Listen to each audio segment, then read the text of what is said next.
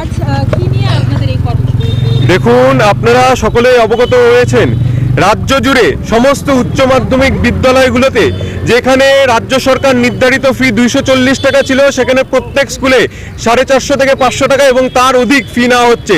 তার একমাত্র কারণ রাজ্য সরকার স্কুলগুলোকে পর্যাপ্ত অর্থ, সেই অর্থ বাৎসরিক অর্থ সেটা বরাদ্দ করছে না।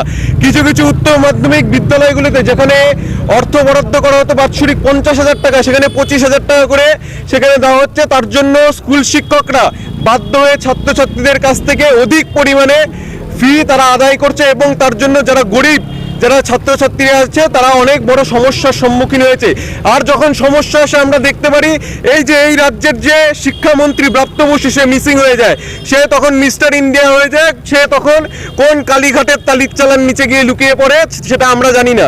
যখনই কোনো সমস্যা আসে তখনই তাকে খুঁজে পাওয়া যায় না। রাজ্যের শিক্ষা ব্যবস্থার পরিকাঠামো একদম ধ্বংস হয়ে গেছে। সাধারণ পরিকাঠামো স্কুলগুলোতে নেই, সেখানে 50%-এর উপরে স্কুলগুলোতে শিক্ষক নেই। সেখানে পার্ট টাইম টিচার নিয়োগ করা হচ্ছে, group C group D part time teacher নিয়োগ করা হচ্ছে, তার ফি রাজ্য সরকার দিচ্ছে না। এই যে বেহাল দশা, এই বেহাল দশার সমস্ত বোঝ পড়েছে সাধারণ গরিব ঘরের ছাত্রছাত্রীদের উপরে।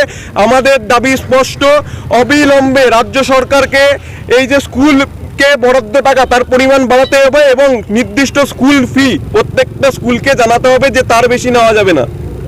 এর দাবি জানিয়ে আমরা আজকে এখানে ডিআই অফিসে শিলিগুড়িতে আমরা স্মারকলিপি প্রদান করতে এসেছি। এর আগেও তো বহুবার আপনারা আন্দোলনে নেমেছেন, কোনো সুরাহা পেলেন কি আদৌ? এই রাজ্য সরকার আপনারা দেখেছেন এই রাজ্যের শিক্ষামন্ত্রীকে জেলে যেতে এখন পর্যন্ত, যারা এখন আপনারা শিক্ষক নিয়োগেও প্রচুর দুর্নীতি দেখেছেন।